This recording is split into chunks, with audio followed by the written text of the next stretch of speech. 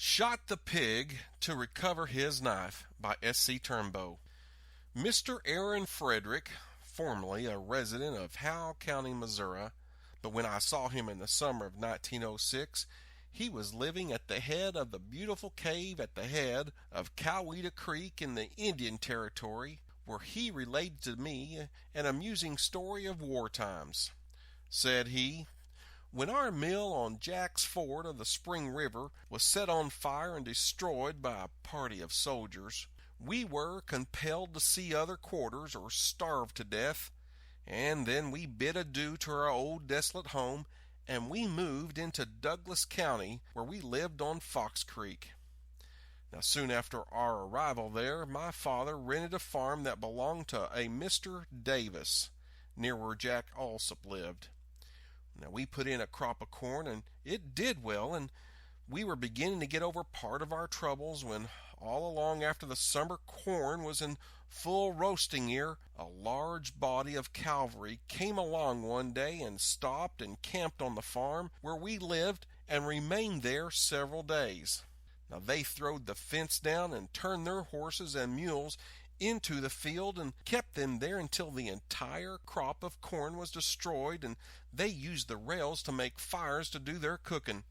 Now, the destruction of our crops brought us to distress and destitution again, and though it was sad to have to give up our crop in such a way, it gave us more discouragement. But it was our misfortune, and we had to make the best of it. Now, there was a little incident in the connection of the ruin of our crop that I will never forget until I close my eyes in death. Now, one of the soldiers had his camp near our residence, and he cooked and ate his rations at the fire made of the rails taken from the fence. Now, this man was rather old and beyond the prime of his life, and on one occasion a fat shoal which belonged to us went up near the fire where this fellow was preparing rations for dinner, and the shoal was on the hunt for something to appease its appetite.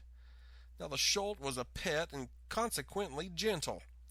and when the shoal had got up near the fire, the soldier quit work at his cooking immediately, picked up a sharp pointed knife, and stuck the pig in the side and let go of the handle, and the pig started off running with the knife hanging into it, which was what the man intended. After the wounded shoal got off a few yards with the knife sticking in the wound,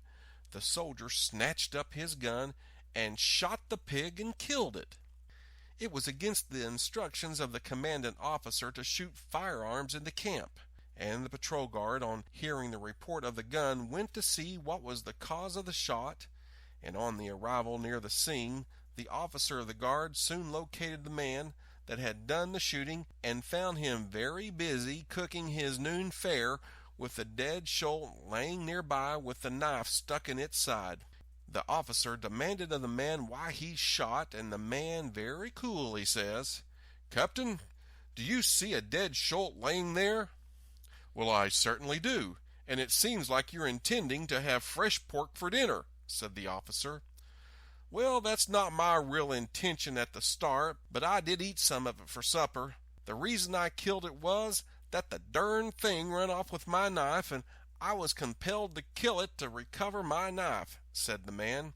which seemed to be a satisfactory explanation to the officer, for he thought he had done his duty by saving his knife, and passed on, and the soldier proceeded to dress the pig and divide the meat with the officer for being so kind and merciful to him.